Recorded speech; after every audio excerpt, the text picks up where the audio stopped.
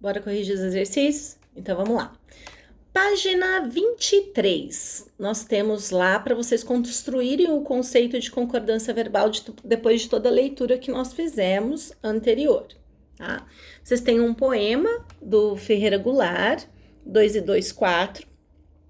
Vocês têm o exercício número 1 que diz assim: leia a seguir um depoimento de Ferreira Goulart, dado na Bienal do Rio de Janeiro, em 2009, no qual ele comenta sobre a situação em que esse poema foi escrito.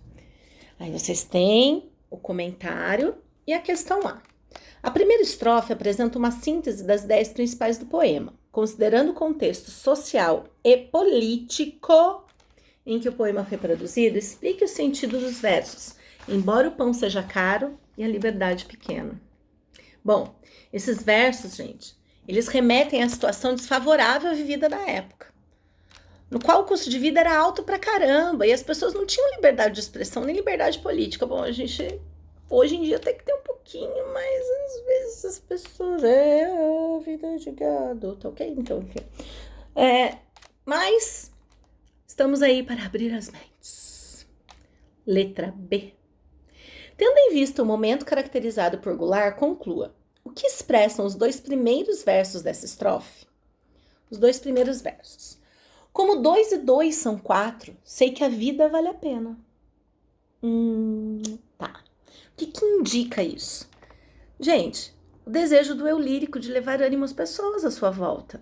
Apesar de toda a visão negativa que ele está enxergando ali, apesar do eu lírico estar percebendo todas as coisas ruins, ele se utilizou de um valor matemático para dizer que a vida vale a pena. Para dizer que whatever, independente, a gente vai sair dessa. Transfiram isso agora para o momento que nós estamos vivendo. Vamos sair dessa. Mais fortes do que entramos. Melhores do que entramos. Tá? Beleza. C. Segundo o depoimento de Goulart, a quem ele se dirigia com seu poema? Ou seja, qual era o público-alvo dele? Gente, a sociedade em geral. As pessoas que se viam sem esperança na vida e no futuro. E hoje em dia, quantas pessoas nós não estamos encontrando por aí assim? Não é? Nós estamos vivendo uma pandemia, nós estamos vivendo uma situação atípica do nosso cotidiano, mas a gente... Peraí, vamos levantar o astral, vamos melhorar isso aí, tá? Depois eu vou até propor um negocinho para vocês. 2. Embora em seu depoimento Goulart tenha explicitado a quem se dirigia com seu texto, no poema o eu lírico se dirige especificamente a um tu, que aparece em meio a uma comparação. Levante hipóteses. Quem é o tu a que o eu lírico se dirige? Bom, gente, não deixa claro, mas aí conjecturando, vocês pensando a respeito. Bom, quem é esse tu que está aí do seu lado? Quem é esse tu que está perto de você? Né? Então, acredito que as respostas sejam variadas, mas ele queria falar com alguma pessoa querida que não estava tão animada assim, e ele viu que a pessoa precisava de um ânimo, tá? Um up aí, beleza? E que se encontrava nessa situação triste, porém real. B. Com o que o eu lírico compara os elementos trazidos na segunda e na terceira e na quarta estrofes? Gente, a única certeza que ele traz para nós é que a vida vale a pena. Né? E a gente vai lembrar do Fernando Pessoa, né? O mar português. Tudo vale a pena se a alma não é pequena. Quem quer passar além do bojador tem que passar além da dor. Tá? Então bora lá, vamos continuar a nossa aula. Exercício número 3. No poema em estudo, cadê eu? No poema em estudo, o eu lírico faz uma queixa em relação à situação vivida naquele momento. Por essa queixa, é possível considerar que a postura do eu lírico é pessimista? Se ele tá falando que a vida vale a pena, cara, não é uma visão pessimista. Vamos pensar bem, entendeu? Chega a nós. Perfeito. Para o eu lírico, ainda há esperança de melhoria da situação? Você teria que justificar com um trechinho. Cara, o poema inteiro ele diz que vale a pena, né? E quando ele diz ainda, sei que a vida vale a pena, é a certeza de que ele é muito otimista, beleza? 4. Releia a primeira e a penúltima estrofes. A quem se refere a forma verbal sei? Quem é esse sei? Dou-lhe uma. Quem é esse sei? Como chama a voz do poema? Muito bem, eu lírico. Isso aí. É ele mesmo, eu lírico. Não necessariamente poeta, lembra disso? Beleza. Reescreva esse verso explicitando o sujeito. Ou seja, quem é que tá falando, tá? Então, lá tá dizendo assim, sei, ele só diz assim, sei que a vida vale a pena. Se eu tivesse que deixar claro quem é o sujeito, como que eu escreveria essa frase? Pronto? Muito bem. Eu sei que a vida vale a pena. Eu. Quem é esse sei? Eu. Olha o sujeito concordando com o verbo. Tá? Letra C. Se o eu lírico escrevesse em nome de um coletivo, incluindo-se nessa ideia de coletividade, identifique entre as construções a seguir a mais adequada de acordo com a norma padrão. Justifique sua escolha. Bom, nós temos várias ideias aqui. Mas qual é a construção que ele se incluiria e ficaria top para a linguagem verbal e formal? A 3, né, gente? Nós sabemos que a vida vale a pena. Então, o verbo está concordando com o sujeito. Nós sabemos. Tranquilo? Beleza. 5. No segundo verso da segunda e da terceira estrofes, há uma elipse. Elipse. Tirei. Elipse. Quando eu tiro, paf, tirei.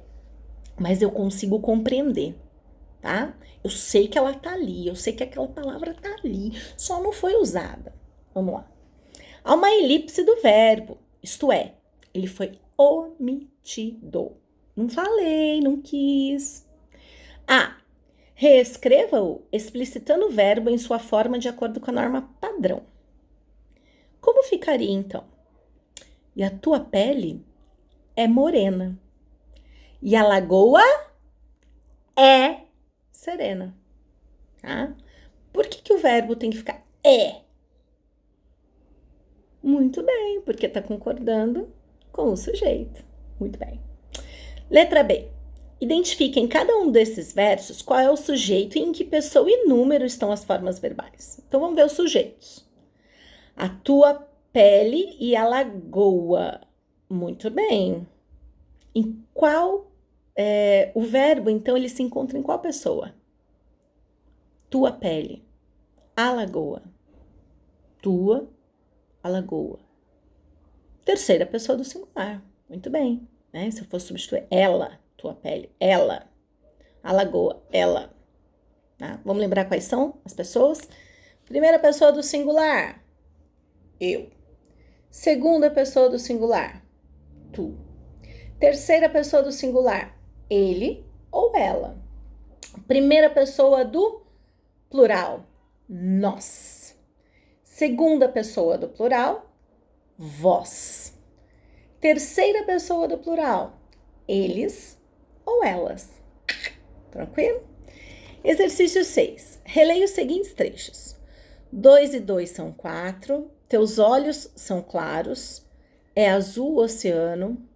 A noite carrega o dia. Qual é o único trecho que não segue a ordem padrão do português escrito? Sujeito, verbo, complemento? Vamos lá. Qual deles? Qual deles, gente? Terceiro, né? Não tá sujeito predicado, tá em verso. Tudo bem? Então vamos lá. A letra B, vamos colocar na ordem padrão? Como ficaria então? É azul o oceano. Sujeito, quem é? O oceano. Verbo. É complemento. Azul. Tá? Isso aí. C. Quais formas verbais estão no singular e quais estão no plural? Justifica esse emprego. Bom, vamos lá? A 1 e a 2 estão no plural. A 3 e a 4 no singular. Porque elas estão concordando com os seus Sujeitos, isso aí. Muito bem. Tá? Conversa comigo aí, porque faz falta, viu, gente? Pensa, a pessoa falava 16 aulas por dia, agora tá sozinha aqui, né? Então fala aí comigo. D.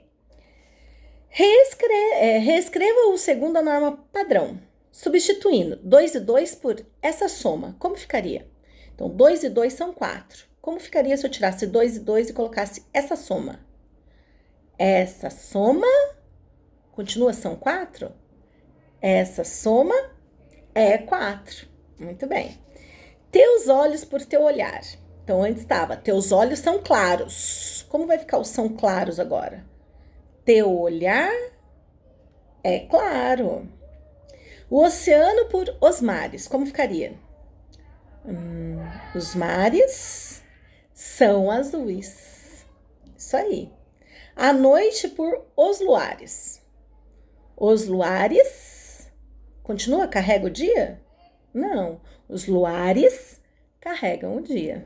Tá? Então percebam, plural com plural, singular com singular. A gente precisa tomar muito cuidado com isso dentro da norma padrão.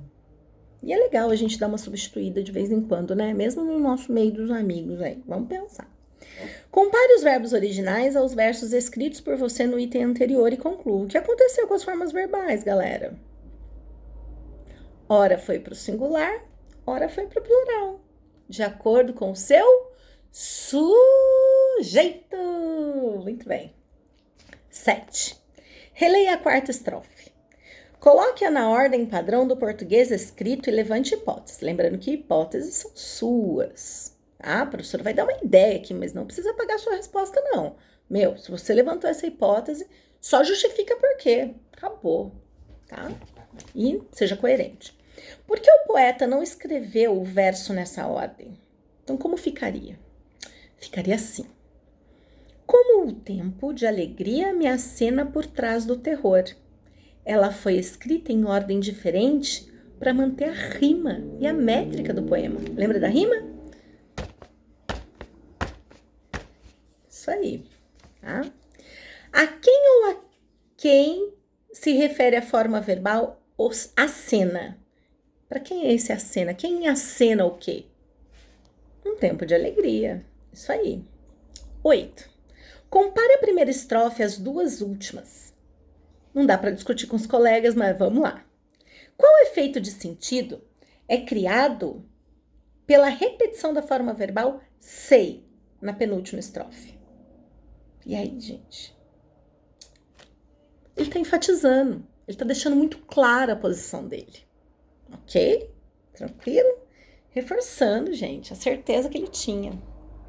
That's it. E letra B. Nesses versos foram empregadas as conjunções concessivas, as quais me permitem alguma coisa, né? Eu vejo ponto negativo, mas mesmo assim, de boa, tranquilo. Vamos lá. Uma concessão é considerada uma atitude aparentemente contrária ao previsto ou ao esperado.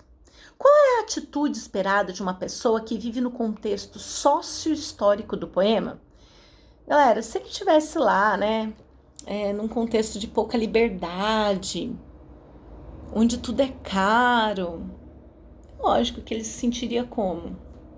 Pra baixo, na bad. Caraca, velho.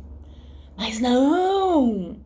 Apesar de tudo isso, eu ainda vejo uma luz no fim do túnel.